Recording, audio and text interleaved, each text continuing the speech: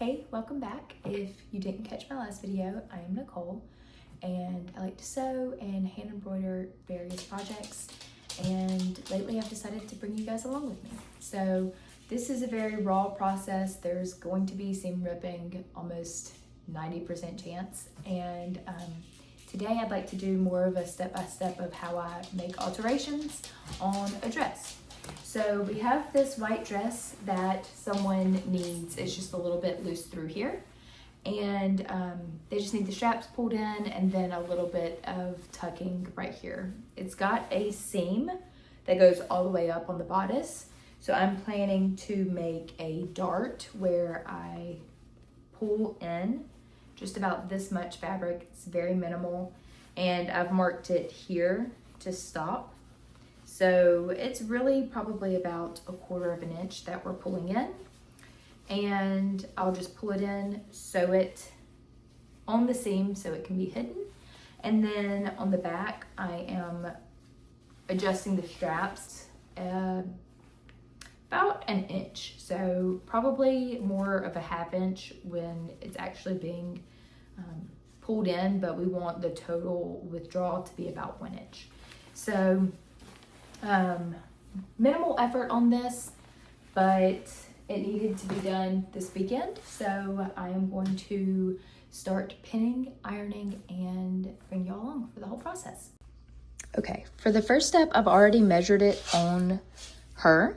So it just needs to be darted right here, which is very minimal, and along this seam. And then I'm going to take in the straps just about 1 inch, and I already have that folded and marked. So this part is going to be pretty easy. It doesn't need to be something super intricate. So once I have it ironed and laid flat, I'm going to sew across here and here to make sure that this strap is sturdy. I don't want to cut the inside because once I take in the inseam, I want to be able to adjust this as needed. Hopefully I won't need to, but since I am removing some from the bodice, I don't want to cut permanently the strap, and it'll fold nicely once it's all ironed, and you won't be able to tell that it's actually folded because I can sew it along the seam. It's a little bit difficult to see on camera, but I have it pressed. You can see it's a little zigzagged, so I'm going to pin it on the sides right down below to hold it in place, and that way I can stitch across about 1/8 of an inch, and then again a very minor top stitch. So I'm just going to pin that. It doesn't really matter how you pin it as long as it stays and you can access the top stitching. Some people sew over their pins. I really try not to because I don't want my needle to break. I don't know if that's a thing, but it feels like it's plausible.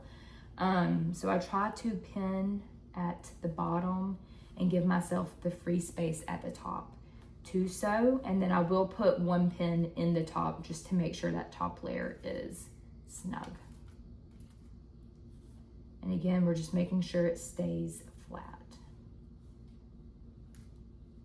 Actually, I think we're gonna leave it at 2 pins. So this is what I currently have for the strap.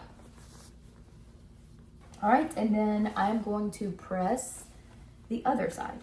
So right now, you can see it's just it's very flimsy, it's weak, and it keeps twisting and folding. So pressing it will help it to stay folded exactly as I have ironed it. And I'm going to plan to do the same. Pin it twice at the bottom, stitch across the bottom, and then stitch again across the top.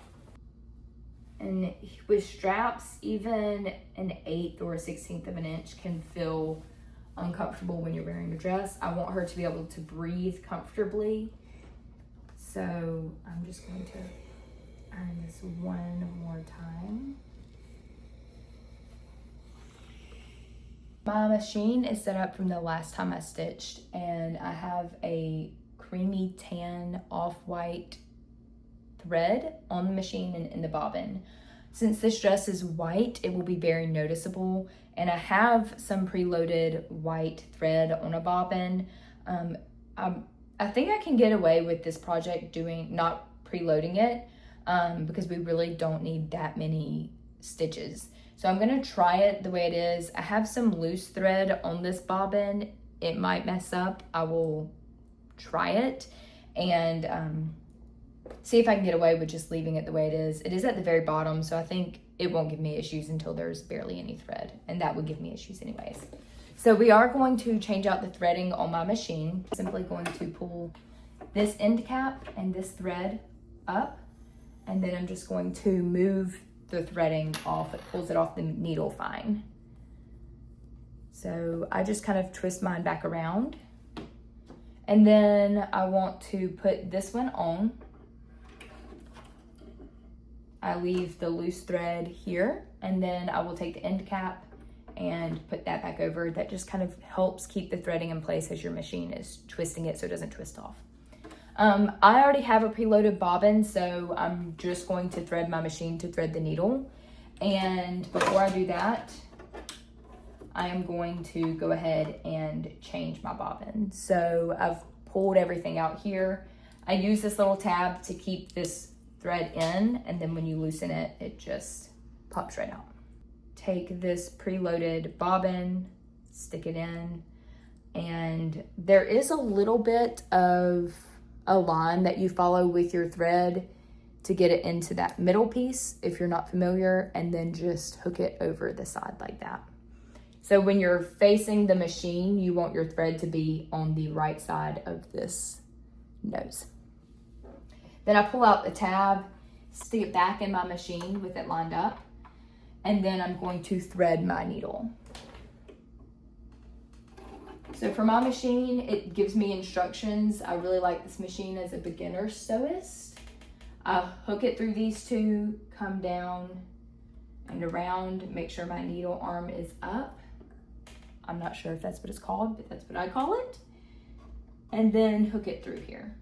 Then I'm gonna hold my thread out this way and twist this to stick the needle down, and then keep twisting. It'll bring my thread back up. I pull it, and that pulls my bobbin thread back up. Close it up, put both things to the back, and then you are ready to start sewing again. It is best if you test the machine on the same fabric you're stitching on. Since I don't have scrap fabric, I don't want to just stitch on this dress. I'm just going to test it on a piece of scrap fabric that I have. My arm is down, and I'm going to start sewing.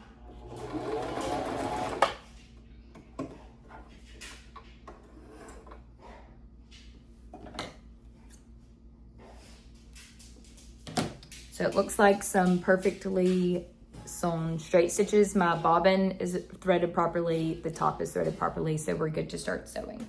I'm going to sew this one first and just put the dress in the spot that makes the most sense. The biggest thing is making sure you have the dress flat. So I'm gonna take off the front arm of my machine for this one, get my dress underneath it, and then turn it with the weight of my dress sitting on my desk, because I don't want it to pull it in the wrong direction, which is really important when you're trying to get crisp and flat stitching. Got it flat, I can put the arm back on so it can sit well. Sometimes I just need to take it off to readjust.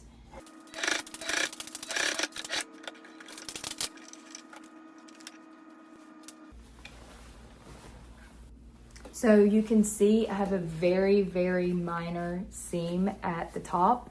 To be honest, I had to look twice because I thought it was part of the seam of the dress. So we're gonna sew one more time underneath it, maybe 1/8 of an inch, and just reinforce that.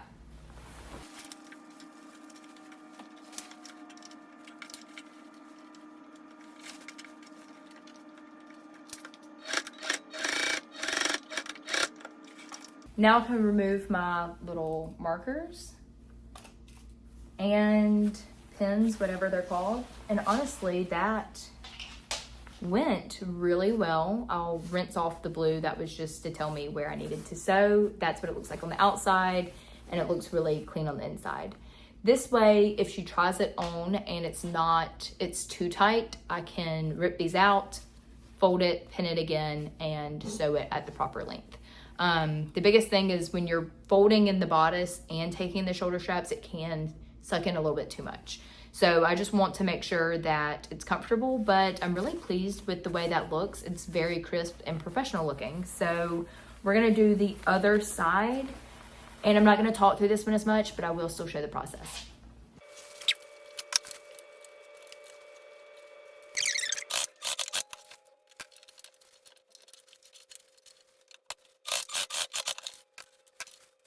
Okay, so my camera died at one of the more critical steps, which seems really simple, but I just ironed out the bodice area and pinned it.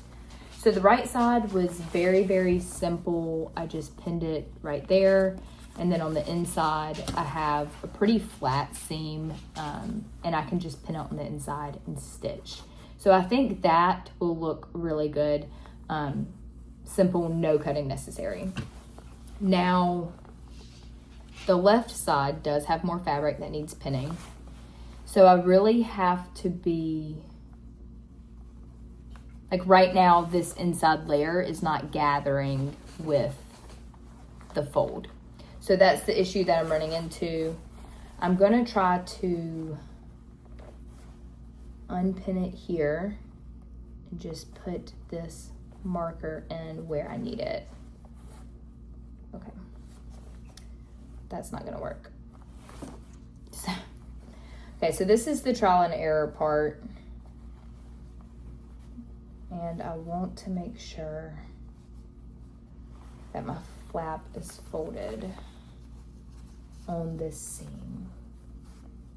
So I'm just pulling tightly on the seam. The problem is that my markings are on the outside of the dress and I can't see them when I'm folding on the inside of the dress.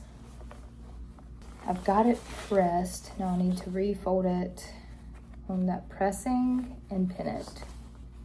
I mean, it should work out very nicely, but it's just being a little bit difficult. Trying to get the liner in with it, but it truly doesn't matter what the liner looks like. I just want it to lay nicely. I think this is correct.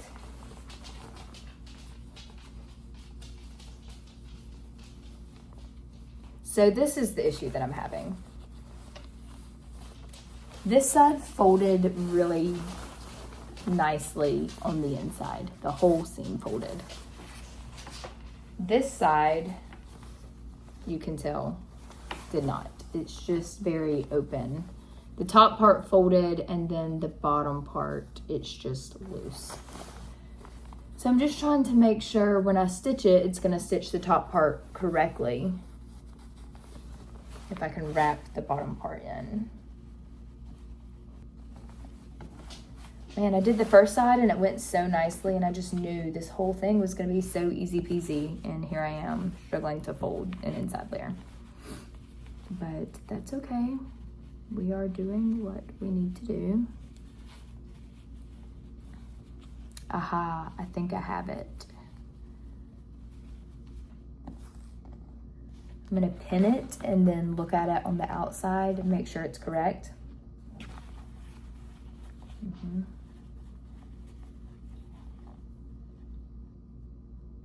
And then I will press it.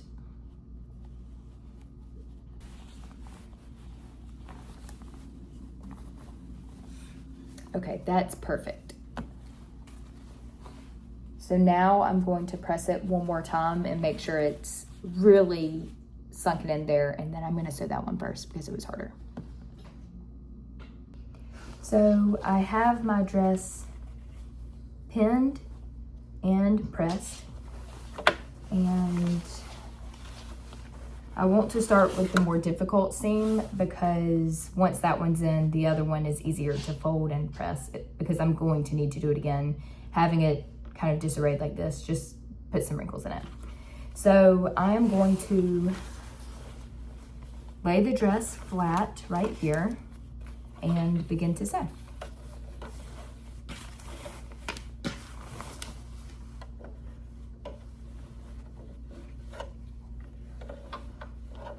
And I'm just making sure all my threads are aligned properly since I've moved the machine around a little bit since the last seams.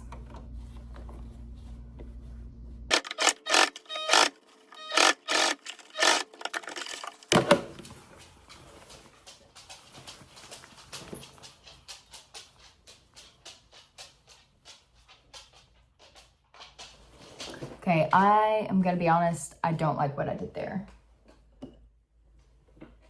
So it's time to rip the seam. I should have, and this was my original plan, but sometimes you get in it and you just kind of get distracted. So I want to sew it on the outside so I can see the seam that I'm making. Oh, I don't know. This might have left too many holes. I might have to sew it on this. Gosh, that is the downside, is once you puncture the fabric, it's punctured. So let's see if we can stitch it on the seam and it be okay. Gosh, I really hate that.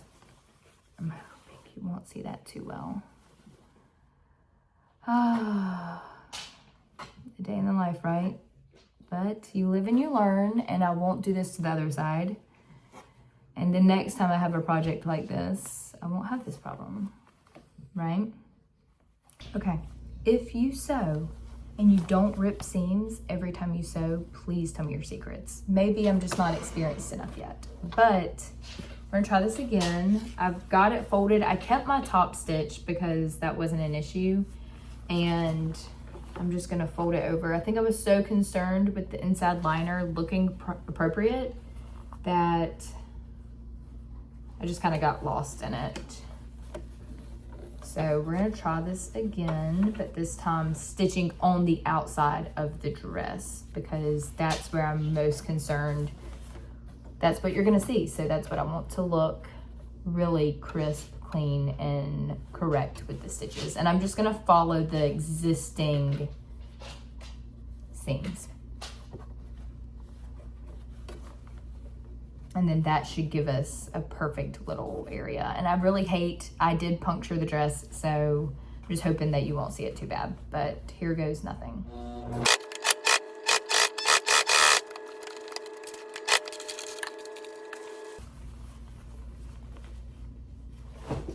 You have got to be kidding me. The back was attached. This is a joke. Y'all, maybe it's because I'm not that good at sewing, but I accidentally attached the back of the dress to the dress. Back to my seam ripper. It's only a few stitches, but golly, I cannot believe I did that. That was so ridiculous. I'm telling you guys, as much as I love sewing, I love the feeling once a project is done. No one ever told me that this was just not simple. I mean, obviously you don't stitch the back to the front of the dress, like, duh. But I just thought I could get back here and zoom, zoom, zoom and not have any issues. And that is not my situation. Okay, it's minimal. I'll iron that out. Let me remove my pins and look at what I do have. You know what? It's not bad. I just had to take those out, so my back stitching didn't adhere. But I mean, yeah, everything else looks good. Don't ask me how. I do probably need to stitch one more time to reinforce this, but I'll take it, considering I stitched the back to the dress. Honestly, I don't even think it needs reinforcing.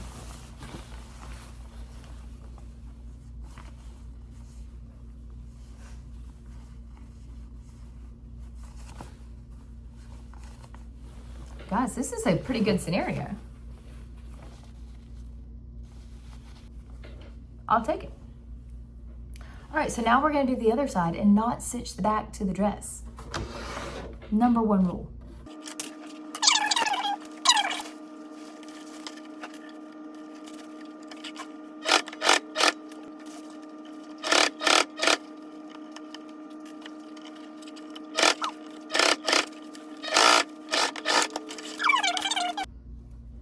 I think it looks natural to the dress the way I've done it.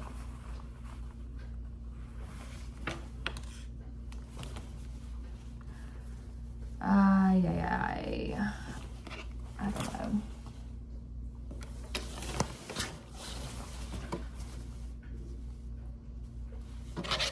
Okay. So hopefully one day I will not have to rip seams every time I sew, but that day was not today. But I hope you learned something. I hope you felt like you were not the only one, and sewing is not a linear process. So we're gonna learn, we're gonna rip seams, we're gonna do it again until one day we get it right. But until then, we have garments that are functional, seams that look crisp, and I hope you enjoy, and I will see you next time.